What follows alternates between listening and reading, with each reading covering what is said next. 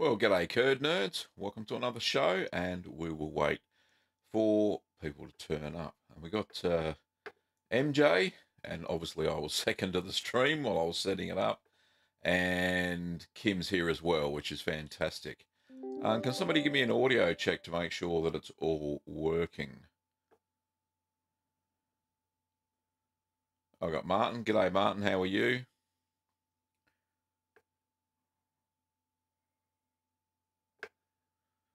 Let me just check the stream. Yes, it all seems to be working fine by the looks of it. Give us the cheese behind you. Lovely. Working. Also, watching a sneaky YouTube video while you're working, Martin. Nice. Philip, g'day, how are you? Josh, g'day from Alabama. Deep South Texas, g'day you all. And what's that, Ladybug Lover? Oh, yes. It's all very cool. Oh, Charlie, g'day, mate, how are you? Charlie's a local from around here. North Screen Productions. When does it start? No video. It's already started. There is video, as far as I can tell. And hello to Mike.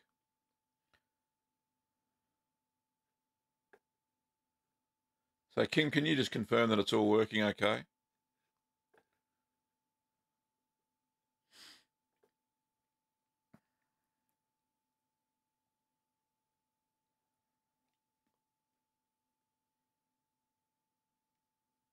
Hello, Yo-Yo.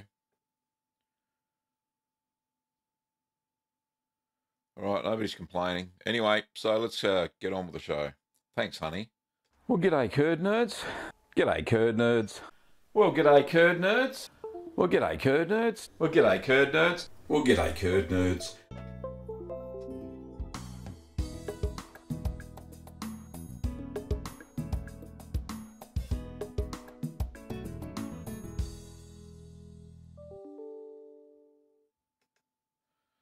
Well, welcome back. As I mentioned before, this is Ask the Cheeseman. I think it's number 45, where you can ask all of your cheese-making questions. And a g'day to Marcus. Now, just a couple of things today. I'm actually doing a cheese-making video about presses, and so I've reached out to people in the few Facebook groups that I'm in to send me through some pictures of do it yourself cheese presses. So that'll come out on Sunday, I hope. But before that, I'm going to slip in a sneaky my cheese press video and show you how mine was. Because everybody asks, how does the spring work? And there's no magic behind it. But you'll see in the video, it's all very simple. And there's not too much technology behind it. But there's some of the pictures that I've got so far and descriptions on how they made their cheese presses that I've got so far are fantastic. Really, really good. And I'm enjoying the stuff coming in. Over the next couple of days, I'll be making, well, I've got a couple of a cheese in the cheese fridge that I'm still shooting the process for. So that'll come out in a couple of weeks. We should have the taste test for the lactose-free cheese with my daughter. We've booked in a time there. It'll probably be about 5 weeks old by the time we get to it. But it's looking very good, starting to form a natural rind now. But I don't want it to dry out too much because it's only a very small cheese. I think it came in at about 700 grams, which is not very much. What's it, a pound and a half, roughly? And last but not least, I'll be making some soft cheese. I'm not sure which type.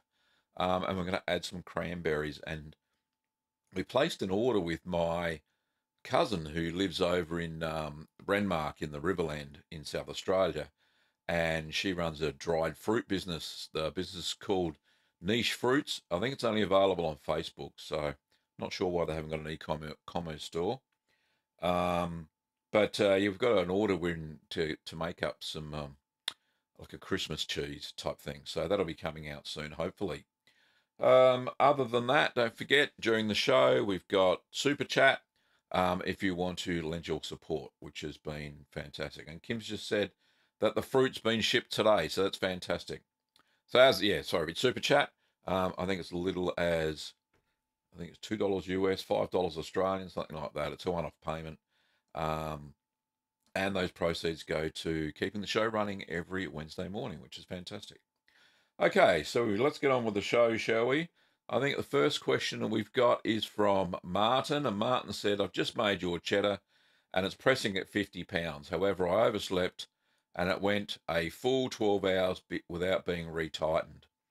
How long do you suggest I extend the pressing time at 50 pounds now?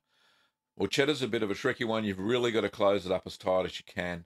Probably do it for another 6 hours at 50 pounds, and you shouldn't have any problems there, Martin. It should close up. All the curds should close up. So when you unwrap it this time, but I'd take it out first, unwrap it, flip it over, just check how the curd structure is. And if it's all knitted together and the surface looks smooth, you may not have to worry about pressing it for extra 6 hours. But just to make on the safe side, pop it back in the press, full pressure for another 6 hours. And you should be tasting lovely cheese in about 6 months' time. Okay. Ladybug asks, when and where did you come up with curd nerds? Good question. There's actually curd nerds is not my term specifically. It's a general in the cheese making community. It seemed to be a general term. There was a website, and I think it still is, called Curd Nerd. And I was looking for that domain, and I couldn't get it from them because they're using it, obviously. But I thought I'd use it as a catchphrase, and I think it's not copyrighted or anything like that. I thought I'd use it as a catchphrase, and kind of stuck. Because when you're building a community, one of the things I've learned anyway, you need to give that community a name that kind of feels good and people can relate to.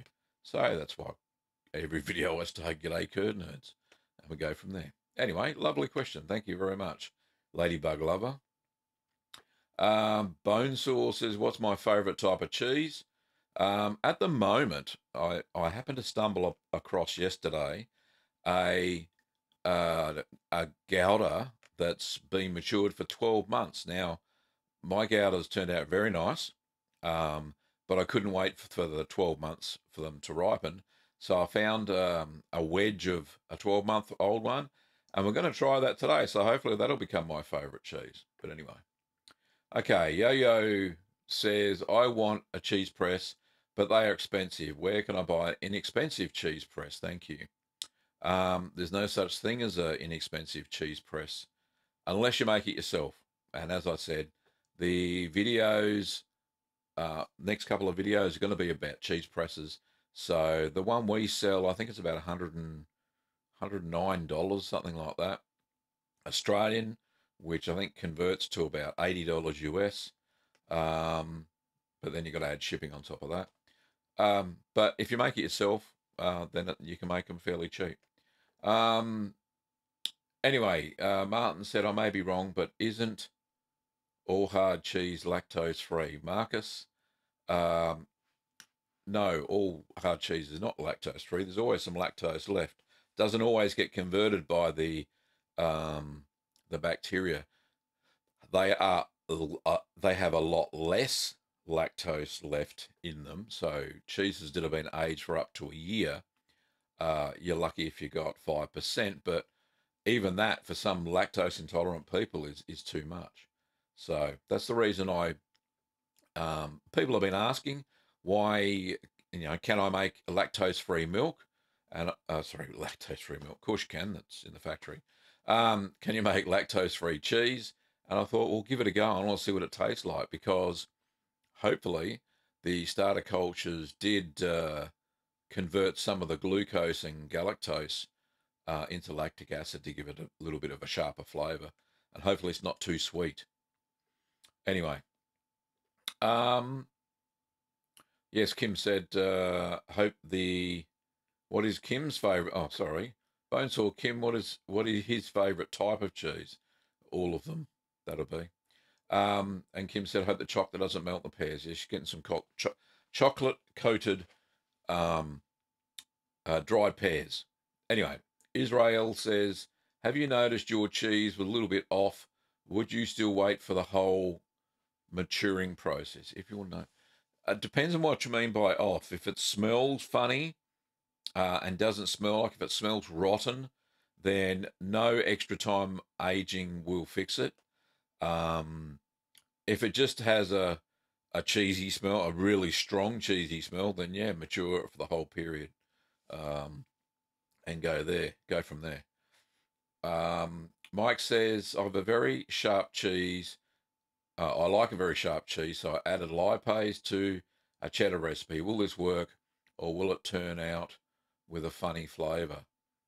Um, yeah, look, lipase, the enzyme, just converts fats into lipades, I think, something like that.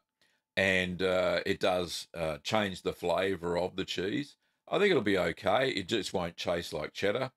And you may get some calcium lactate crystals forming as well. I've noticed with cheeses with lipase that I add, you tend to find those little crunchy crystals throughout the cheese, which is nice. I actually like them. They have a lovely flavour. But it probably won't taste like the traditional cheddar that you are used to.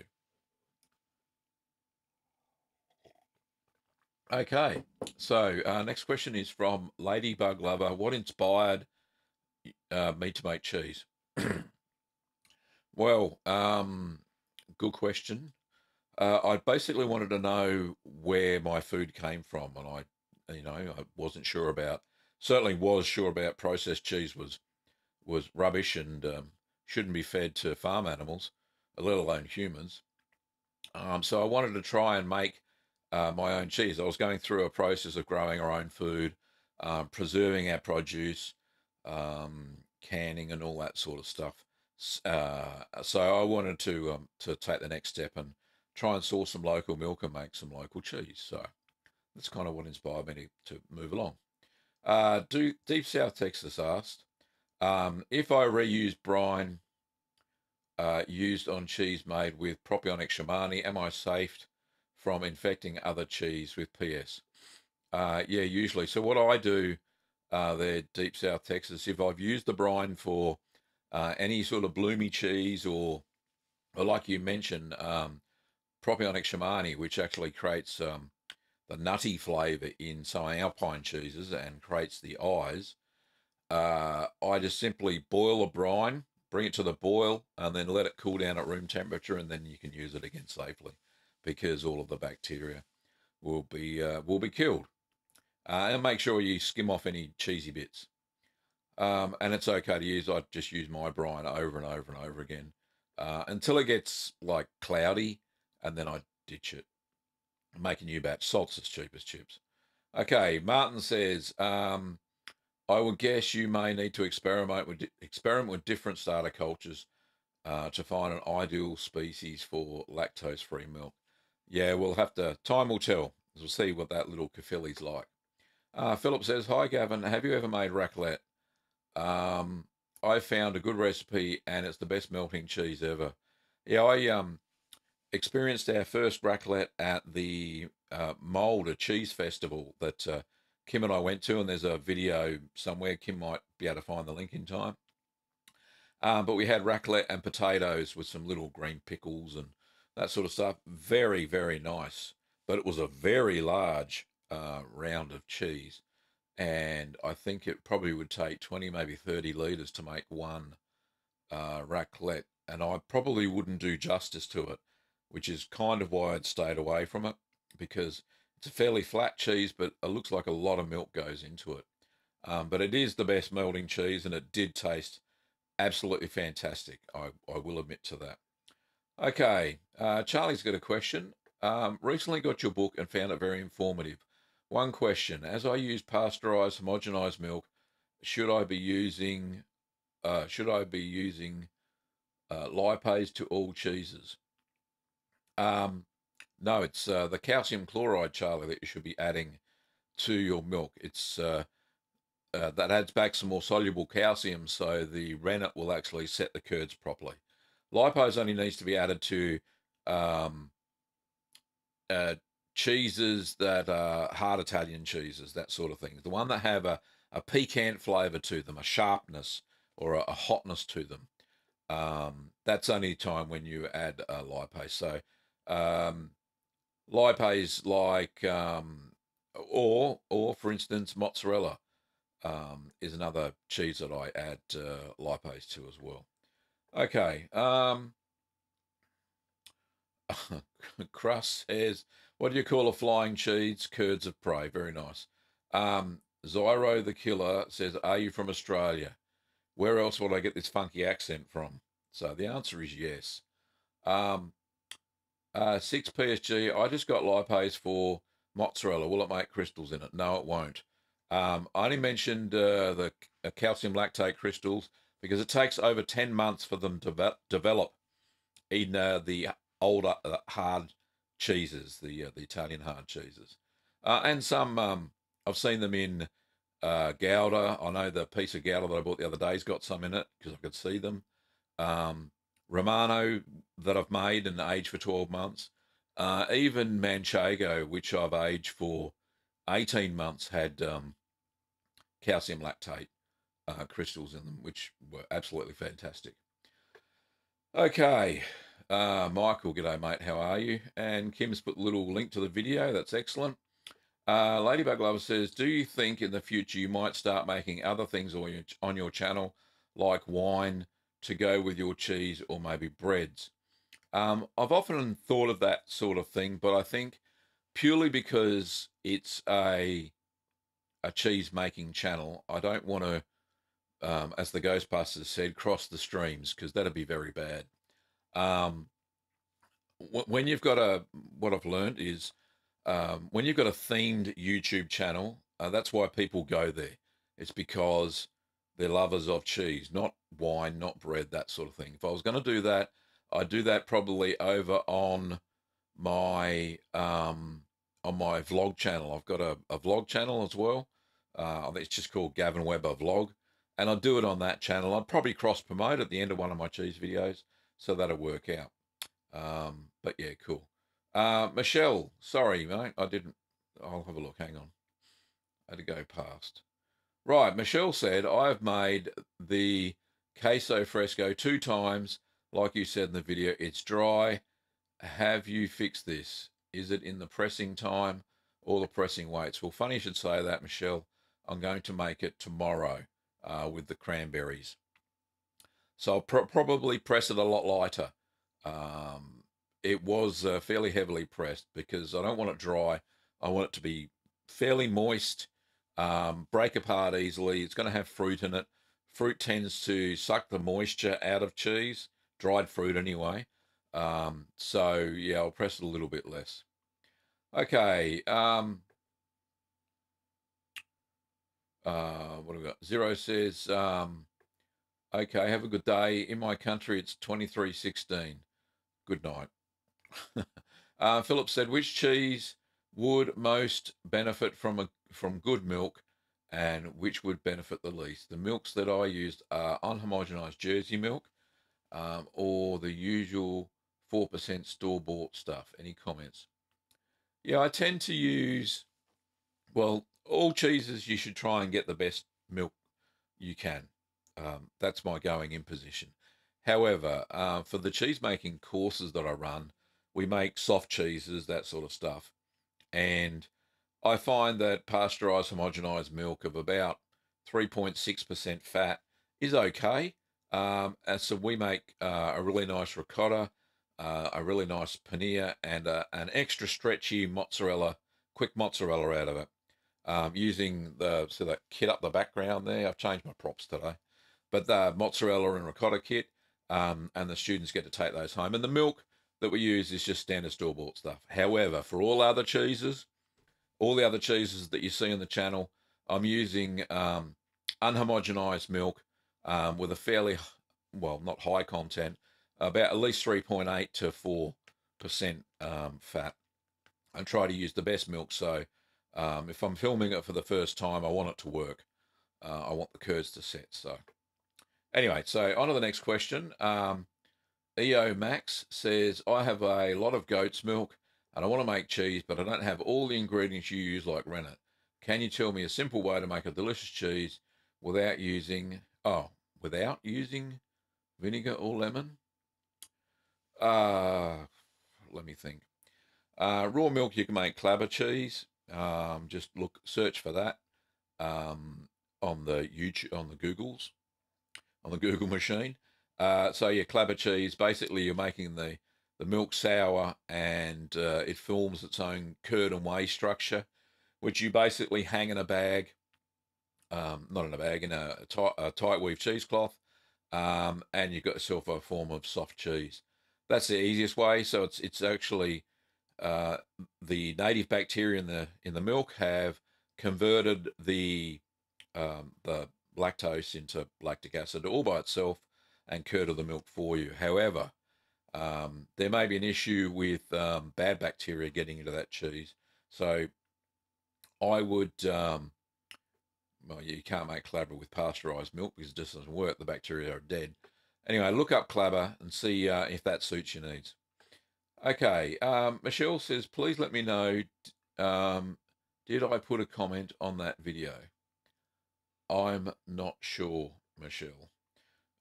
Anyway, so I try to read as many comments and comment on the comments to the videos that where I can, where somebody's asking a question. Where it's a statement, I don't reply, basically. Martin says, hey, Gavin, have you made a hard/aged cheese with fruit? If so, what hard cheese do you recommend? I have made, just trying to think, with fruit. No, I haven't. There you go. That's the answer to the question. I have not. That's why I want to make this cranberry one. I've used chilies. I've used herbs. I've used spices. I've used onions, dried onions. I've used chives. They're the main ones that I've used. So I haven't actually used fruit to make it a sweeter style cream, not cream cheese, but, you know, a soft cheese. But I'm going to try dried fruit. So all the research that I've done, it's all about dried fruit, and they just simply rehydrate it in a half cup of water and throw the water away. Because what you're trying to do is get rid of some of the sulfur, because fruit is usually dried with the aid of sulfur, and the sulfur actually kills some of the bacteria in your cheese. You don't want that either.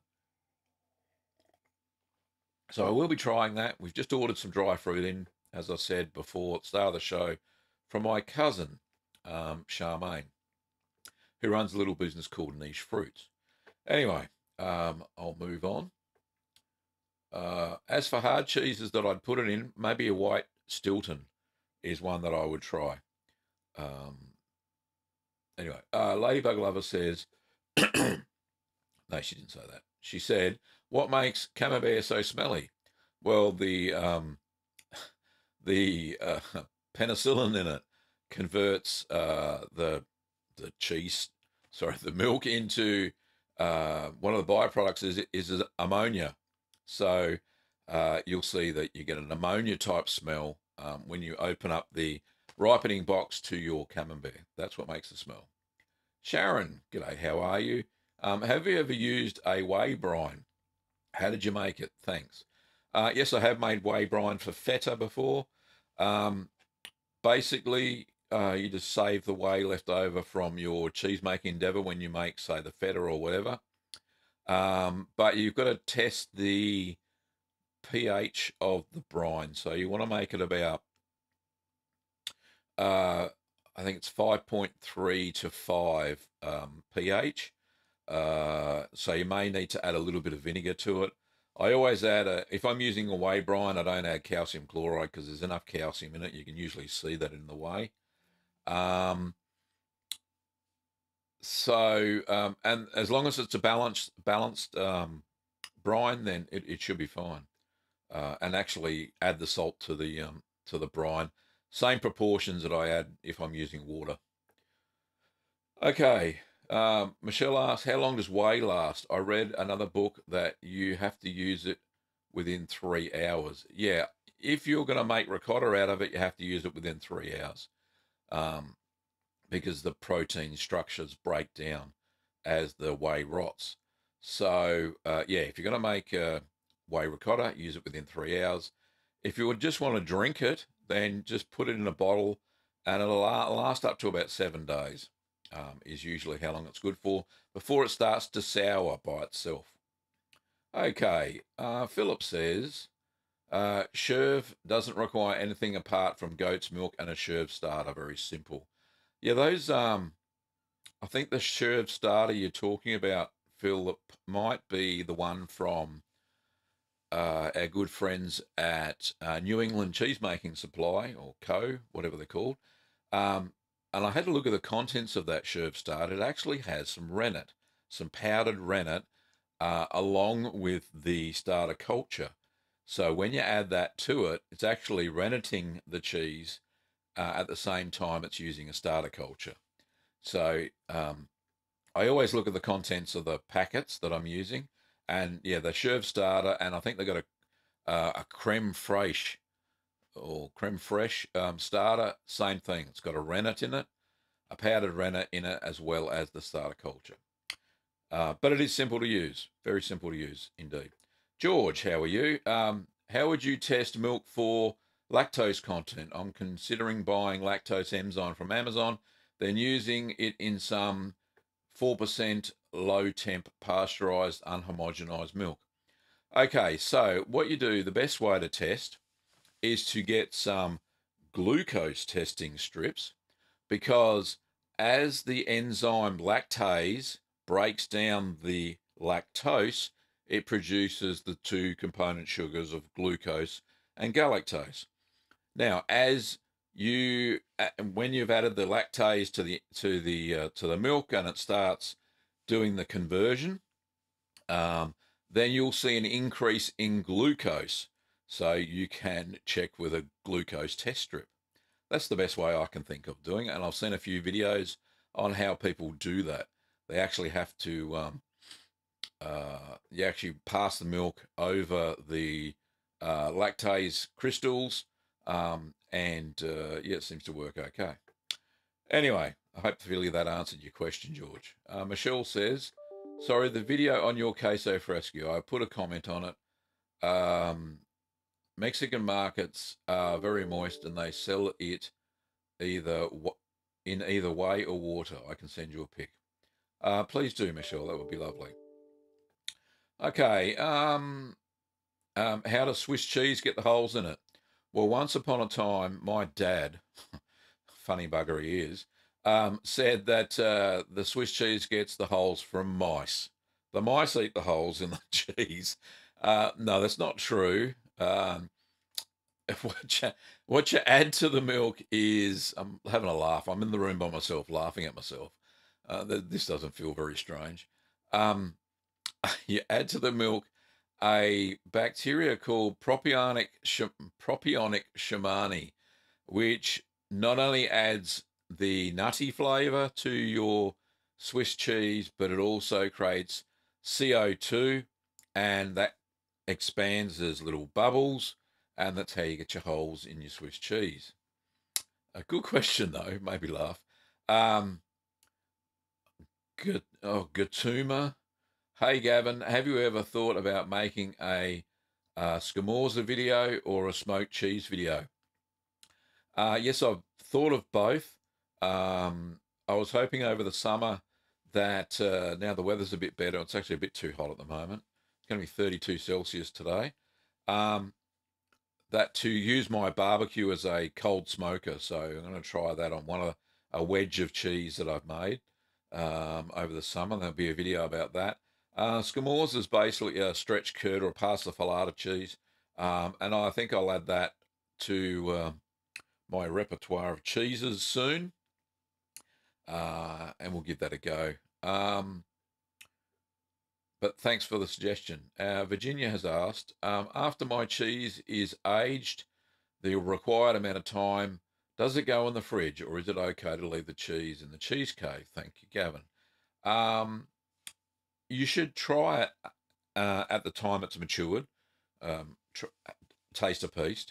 And if you think it's perfect, then yes, you can put it in, you can vac pack it and put it into the normal refrigerator. By putting it in the normal fridge, you're slowing down the maturation process, because even in the fridge, it still matures, albeit very slowly. However, you leave it in the cheese cave, it's going to keep maturing at the same pace, and it's going to get sharper, and the flavour is going to be more more pronounced, is the right word. So your choice. If you want it to keep on aging at the normal pace, leave it in your cheese cave or cheese fridge. If you want to slow it right down and you want to preserve the flavour for what it is right now, then pop it into the normal refrigerator. Okay, Philip asks, have you ever considered leaving milk out for a few days until the cream separates and hung it for a cheese? You would only really be able to do that with raw milk, and I don't have a ready supply. However, I did get a messenger message from a guy at Inglenook Dairies, which is a local dairy producer here in Victoria on the west side of Melbourne. So I'm going to give him a ring today and find out what he can do for us. Whether that be a sponsored video or getting some exceptional milk. But no, I haven't tried that. When I was a kid, I did. We just left because I lived on a dairy. So yeah, we'd often separate the cream and let the cream curdle and kind of eat the clabber. It tastes a bit awful, actually. I thought it was very sour. Anyway, Gabrielle says, other than guava jam and mozzarella, what's the best cheese and candy combination? I do like a nice cheddar with quince paste. I don't know if anybody knows what a quince is. It's the only fruit you can't eat straight off the tree, I think. It's a yellow fruit. It ripens, I think it's in March here in Australia, March, April. So it's a kind of a winter fruit. And when you actually cook it for a long time, it turns from a yellow paste when you got to puree it, and it turns a deep red. And with a bit of added sugar, it really is an exceptional side on your cheese plate. So quince paste is delicious. The other one is fig paste, dried fig, is absolutely amazing on a cheese board with a blue cheese, and that's a really nice combination in the mouth as well. Okay, that was a great question. Thanks, Gabriel. Josh says, thank you, Gav, for all your work in making these videos. Much appreciated, mate. No probs at all, Josh. Melons says, what's the easiest cheese to make, in my opinion? I would say sweet ricotta. If you can't make that, you might as well go home. All it is just you heat the milk up to 92 Celsius, add in quarter cup of vinegar, and you separate the curds and whey through a cloth. Bingo boingo, you got cheese. That's the easiest cheese to make. Okay, Sophie says, hi, Gavin, what's the most... Oh, sorry. I'm reading half a question of somebody else and half a question of this. Sorry, I'll start again. Sophie, let me take a drink of water first. Sophie says, hi, Gav, you have the most relaxing voice I've ever heard. Your channel is great and your tutorials are really good. I'm from Norway and want to make Jarlsberg. Is it hard? Keep up the good work. Jarlsberg is quite easy, I thought. Well, all right, I've been making lots of cheese. I would say it's an intermediate sort of cheese because you've got to kind of watch it during the out of the cheese fridge stage. So initially, after you pressed it and brined it, you put it into the cheese fridge for a week. Take the temperature down to 10 degrees, and then you leave it out at room temperature. I think it's about between 16 and 20. I can't remember off the top of my head. Celsius for about 2 weeks, and it starts to swell top and bottom, and you've got to watch your wax coating or vac pack or however you did it. And that's when it forms the eyes and the lovely paste that you see. So Yeah, it is. It's worth the effort. So give it a go. Especially seeing you're from Norway, and it's one of the cheese, the natural, not natural, the native cheeses of Norway. Michelle says, "Have I ever tried Merlot Bella Vianto?" Um, no, I haven't. Sorry, Michelle. Aaron says, "Hello, Gavin. My wife is Polish, and we cannot find a decent Polish style quark here in Australia. Is there any chance you might have a recipe for a, oh, can't pronounce that, twargog, twar twaog that we could make?" Um, yeah, I actually got a couple of quark recipes. So, and we actually sell a quark kit as well. So, I think I could make that video. I think a few people have actually asked for that. So, hang on, I'll just see what I can make. The problem is when I make it and taste it, I don't know what real quark tastes like. So I may say it tastes great. You may think it tastes like a steaming pile of manure. I don't know. That's the thing. But anyway, I'll make some and see what happens, shall we? Anyway, we'll go for it. Here's a bad cheese joke from Alex. Bad cheese joke is: a kid asks his cheese making grandpa, "Why do you have so many wrinkles?" It's grandma. Sorry, grandma. "Why do you have so many wrinkles?" The grandma laughs and replies, "They're not wrinkles. I just made, I'm just made with Geotrichum candidum." Yes, that is a corny cheese joke. Lady Bug Lover, have you ever thought about getting a cow or goat to get fresh milk? It will be good for the vlogs. Yeah, unless they can swim, because we've got a swimming pool in the backyard. All the other spaces around the house taken up by a chicken house. The front garden's full of fruit trees.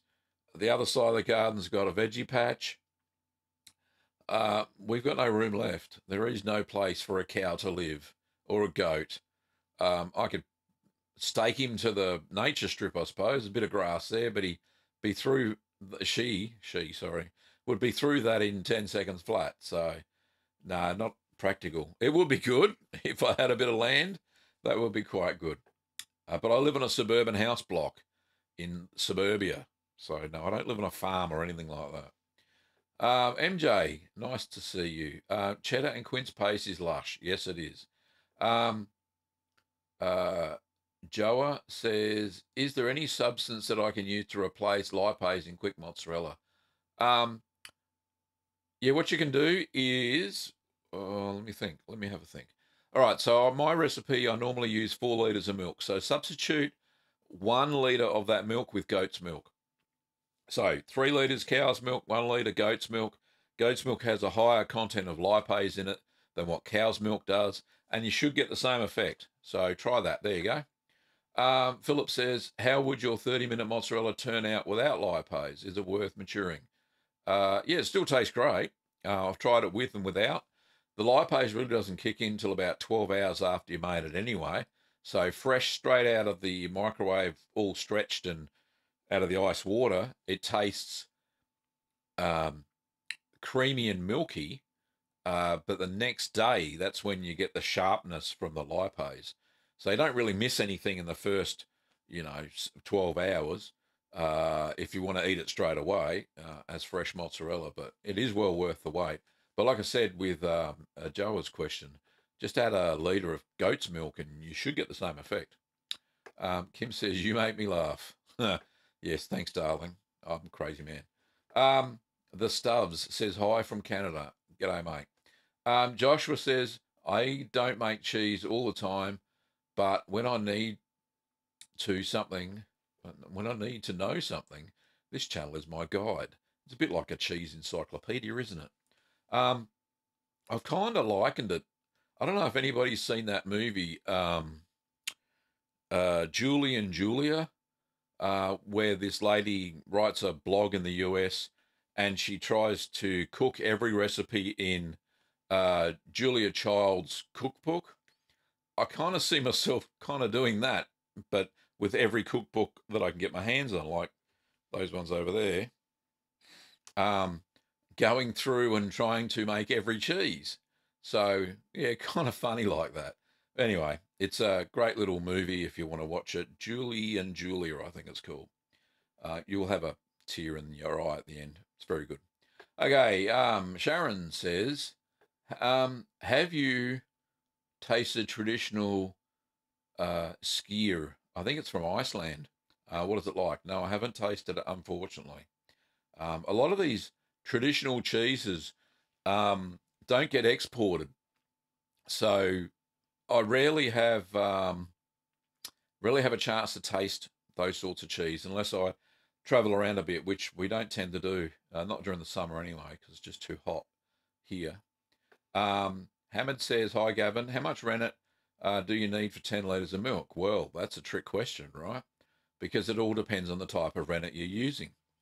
Um, so have a look at the bottle, or have a look at the manufacturer's production sheet, or whatever they call it, and it actually tells you how much rennet to add to coagulate 100 litres of milk, and then divide it by 10. Varying rennets have different um, strengths, and the strengths are measured in what's known as IMCU, or International Milk Coagulating Units. In my shop, I have a few rennet strengths. We have a Mad Millie tablet, which is really one step up from Junket, which has an IMCU of 60 per tablet. So you kind of like need 2.5 tablets to do 10 litres of milk. I have what's it called? It's made by CHR Hansen. It's Chimax Plus, it's called. It's got an IMCU of 200. Then I've got another fermented rennet that's got an IMCU of 280, which is basically single strength rennet. And then I've got Fromage 50, which have an IMCU of about 2,200 per tablet. So each tablet can do 50 litres. So yeah, you got to look at the different rennet. All rennets have different strengths. So check them out. There's some technical specs usually. Virginia says, do you think you would ever make Limburger cheese? It's my favourite and I would love to make it if it's not too complicated. Look, I would love to make Limburger, and it's probably not the smelliest cheese I've ever made. I would say I've had a few washed rind cheeses in the cheese fridge that do pong, and Kim's a witness. In fact, she tells me off all the time when I make red mold ripened cheeses. Every time you open the cheese fridge, it really stinks. So it doesn't kind of matter what red mold cheese you make; they all stink equally, right? Even if it's got a very mild paste. So look, yeah, eventually, if Kim doesn't mind, we'll make a Limburger one day, just one day. But it'll be the first and last time I'll probably ever make it. Anyway, Kim says a cow in the nature strip. Yeah, she'd love it. Yes. Maybe get one of those miniature cows. I don't know how much milk they give. Okay. Michelle, what is your email, Gavin, so I can send you pics? I really won't give my email out on a public forum like this, Michelle. You can go to the About tab of this channel. So go to the channel page, and there's an About one, and you can just send Gavin a message. Send me a message that way, and you can attach whatever, and you'll get my email address that way. Okay, Ladybug Lover says, have you ever, or will you ever make cheese with cow and goat's milk in it? Ah, well, I have, but I haven't shown the video yet. I've made a cheese called Semoncel, is how you pronounce it. It's got all these silent letters in it. It's a hard blue cheese, and it uses not only cow's milk, but a bit of goat's milk as well. So there you go. I've already made one, and you don't know about it. Well, all right, you know about it now. So I'm hoping that'll have a bit of sharpness to it and have a bit of blue to it as well. So I'm very looking forward. It's nearly at the piercing stage where you pierce holes into it so the mold grows on the inside. We'll see how that goes anyway. That may be released before Christmas, may not. It may be released in the new year. Depends on how it progresses. It's progressing well at the moment anyway. Aaron says, thank you for looking into quark for us. The quarks in Australia seem a bit too much like cottage cheese. She thinks quark should be more crumbly and firmer in texture. Oh, okay. All right, I'll see what I can do, and we'll go from there. Um, Charlie says, Gavin, I have some recipes to say add powder, milk powder to full cream milk. Why do they do this? Um, I know with some yogurts, Charlie, they do that. I know some of the yogurt recipes that I do, they're adding the pure protein and cream that's been dried. It makes for a thicker yogurt. I don't know about adding it to cheese, though. I've never come across any cheese recipes where you add powdered milk to full cream milk. But certainly with yogurt, I've come across it all the time, and it does actually work. It actually strengthens the curd set in your yogurt. It's a lot harder, and it's not runny. I know a lot of European yogurts are really runny, and they're actually like drinking yogurt. Here in Australia, we tend to like I don't know why, we tend to like the firmer yogurt, so you scoop it out. It's a bit like a curd, basically. Um, but certainly, Charlie, adding the powdered milk to full cream milk would actually increase the fat content of the milk as well. Anyway, we can have a chat next time you pop over. Um, yes, Kim says it stinks the whole house out. Yes, it does. Okay. Um, right. Yes, Virginia, yay. Yeah, I don't think Kim will be saying yay when I make it though. All right. 8421 huge. Might I ask what you do with all the cheese you make? Surely you can't eat it all. Well, surely I can. Cheese is fantastic. No, actually, we don't. We, I, we give a fair bit away to friends and family and work colleagues. Um, so usually about half the cheese that I make gets given away, and Kim and I have a little cheese platter probably twice a week um, together, and we have various little bits of cheese. Everything in moderation is good for you, of course. So yeah, it will be very nice. That's how we not dispose, but that's how we give away our cheese. Good question. Michelle asks again, would you make lemon zest cheese? It's from England and it sells in the US for $20 for a small piece. I'll have a look at that.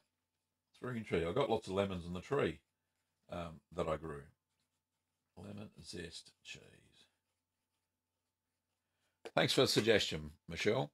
Phillips says, my cheese fridge has a humidity of 90%. Will this make my hard cheeses suffer? Only if you're letting them have a natural rind. If you've waxed them or vacuum packed them, there's obviously no issue. But if you're letting everything naturally grow, it won't hurt the cheese. It'll just slow down the development of the rind. Okay, Richard says, please comment on the value of still warm from the cow pasteurized milk. Okay, I understand the question. So basically, using milk straight from the cow, it's not pasteurized, it's unpasteurized because it's come from the cow, and use that within 3 hours. Really, you should drop the milk down to 4 degrees Celsius as soon as it's come out of the cow. But I would still use it within 3 days because the native bacteria haven't been killed off by the pasteurization method, and they will tend to sour your milk anyway. If you're going to use it straight away, if you've collected it, don't forget to strain it a couple of times first to get any chunky bits out of your milk when it's come straight out of the cow. And basically, you can just throw it into your milk vat and start making cheese from there. You'll have all the native bacteria from your area will still be present in the milk, and you may not need to use a starter culture, but I would test that first. Make a batch with, make a batch without, and see what they taste like. That would be pretty cool. There you go. Hope that helps, Richard. How long are we going for? We've been going for 49 minutes. We'll keep going then. Special 30 AU, humidity is harder to control on my cheese cave, which sometimes causes problems during the ripening stage. Can I seal Gouda after its 3 day 3 day room temperature ripening? Yes, you can. I did that with the smoked Gouda that I made, and it turned out fine. No problems at all. You don't need to have the natural rind. It helps the flavour development, helps the cheese dry out a little bit, but you don't absolutely need it. You can vacuum pack cheeses like Gouda and Edam and any of the English cheeses as well. It's no big deal. In fact, the Tom that I made the other day, it's supposed to have a natural rind. Um, During this really busy period, Kim and I are flat out selling stuff in our shop. We're shipping, it's nearly between 20 and 15 orders a day. So we're kind of flat out doing that. And I just don't have time to go and check the cheese fridge every single day. So that's why I tend to, at this time of the year, backpack everything, very low maintenance. As long as I turn the cheeses over once a week, Bob's your uncle, and away you go. Okay, hope that answered your question. Jonathan says thicker, firmer Greek-style yogurts have really taken off here in the States the last few years. Yeah, they've been here for quite a while. During the immigration, in the 50s and 60s, there was an immigration policy that Australia had called the White Australian Policy. Don't ask why. But a lot of Greek and Italian immigrants came to Australia. In fact, Melbourne, the city I live closest to here in Australia, has the second largest Greek population outside of Athens. So we've been eating Greek-style yogurts for years here in Australia, and certainly those Greek-style yogurts are the ones that they add the powdered milk to thicken them up. But they're nice and tangy, I tell you. They're lovely. Okay, Ladybug Lover says, what is your favourite wine cheese combo? Well, it used to be Merlot with a very sharp cheddar, but unfortunately, and you probably, if you've seen some of these shows before, I've talked about the headache, um, chronic disorder I've got called New Daily Persistent Headache, which I get a headache every single day. It's starting to ease off now that I'm on some medications. But anyway, I can't drink red wine. Short story is, can't drink red wine. So my favourite cheese wine combination at the moment is a nice Sauvignon Blanc with some Camembert. And that is absolutely delicious. So a nice bloomy white cheese. It could be even a triple cream. Brie is nice with a dry white wine. Very lovely. Kim likes the sound of the lemon zest cheese. We'll see how we go there. Martin says, my cheese fridge has a humidity of around 30%. Is it too low for wax cheese? That's probably about the humidity of my cheese fridge, Martin. So, no, don't worry about it. Wax cheese, it does tend to dry out. Just check, make sure it's not cracked. But if it's the cheese wax that has microcrystalline wax, which is usually for cheese wax, is very flexible, and you shouldn't see any wax. That's why one of the reasons you turn it every week, you're also inspecting the cheese to see whether the coating or whatever you protected it with has any cracks, any funky molds that you need to wash off, that sort of thing. That's why we turn our cheese every week, as well as distributing the fat content. You don't want it to bulge at the bottom, that sort of thing. Okay. Special 30 says, no, my internet dropped out when you got to my question. Sorry about that. No repeats. Paul says, this is not cheese related, but what brand of chair do you have? It looks super comfy. Yeah, it does. Hang on, I've got a name here somewhere. There you go, AK Racing. I think it's an Australian rip-off of a well-known brand. It comes from China. It's easy. Very comfortable. Yes, it is. GFD says, how important is cow breed in relation to milk and the quality of cheese? Very important for a lot of traditional cheeses. A lot of the European AOC or DOP cheeses absolutely specify the type of breed of cow to make that cheese. When you're making home cheeses, you got no choice. You source the milk from wherever you can source it, right? As long as it's not ultra pasteurized or UHT milk. Um, so if you've got a Jersey cow that has a very high fat content milk, then you're going to make a very creamy cheese. If you've got, say, Holstein cows or they used to be called Friesians, um, you will have a lower, you'll have a less creamier cheese. So yes, it does depend. And if you're using goat or sheep's milk, even a higher fat content, then you'll have a more creamier cheese for those as well. Okay, so that hopefully that answers your question. Phillips says, have you ever used a yogurt or buttermilk as your culture? Yes, I have. I've used tangy yogurt culture as the tangy yogurt as the starter culture for a provolone video which never aired. I've still got the cheese in the cheese cave, the provolone, and I might dig out that old footage and just cut and show the important bits because it was like 10 hours long. So it did work kind of, but not to my full satisfaction, not as cool as the little provolone that I had. Once I went to stretch the curd, it just would not stretch properly. It didn't matter what I did, how long I waited for. So it kind of half worked, and I got a cheese out of it, still in the cheese cave. So I might get around to just doing a quick video on that. I wouldn't recommend anybody make that sort of cheese that I made because it just didn't work. SMR Fish 1 says, hi, Gavin. You always talk about the size of the curd after stirring. My question is, what if it's not the size you say it should be? And question, what cheese would you recommend to fruit? Okay, so the size of the curd is very important for the style of cheese because it determines the final texture and the final acidity of the cheese. So when I say that the curd should be the size of, say, baked beans, or they should be the size of rice grains, then absolutely they should be there. If not, stir longer. And hopefully the problem is you've got to cut them the right sort of size at the very start of the process. That's what helps them get down to that size.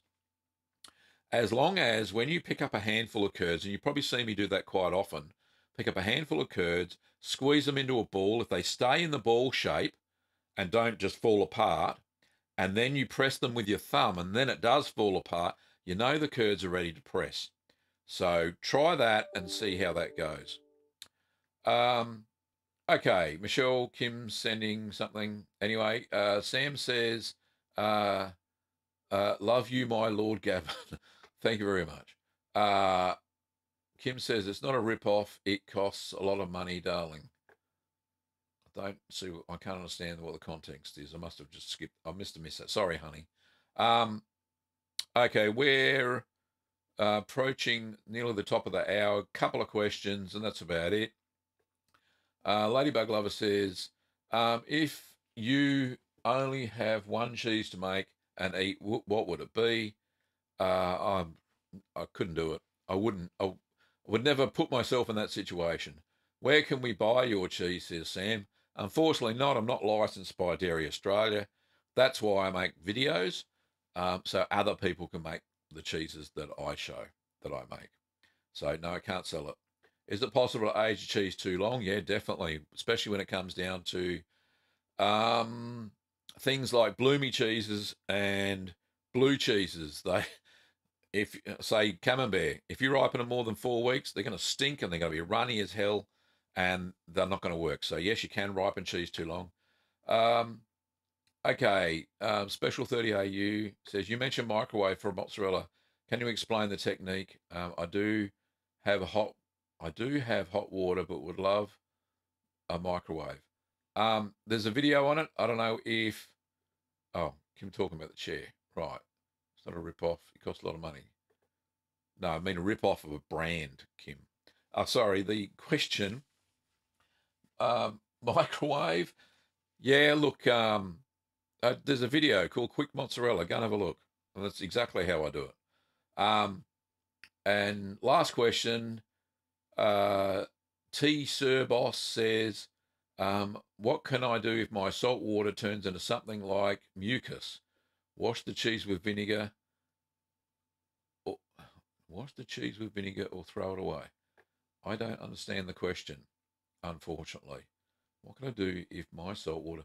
Ah, right. So when you're brining your cheese, that means the brine's not pH balanced. Make sure that you check the brine with pH strips, or just follow my brine recipe and you won't have the ion exchange, calcium ion exchange, that makes the outside of the cheese go all slimy when you brine something. There's a tip. So go and check out my brining video. Anyway, that's it. We have got to an hour, so I won't go any longer and take up your valuable time. And I've got things to do cheese-wise anyway, and work on some more videos. Thanks for watching, everybody. I really appreciate it. Kim's just popped up the Patreon link if you want to pledge your support on a monthly basis. There's the link, wherever it's gone, over there. There's the link over there to click on that Kim's done. Thank you so much for watching the show. Without your participation, the show is nothing. Don't forget, you can check out the merch shore. Kim's just put that up there.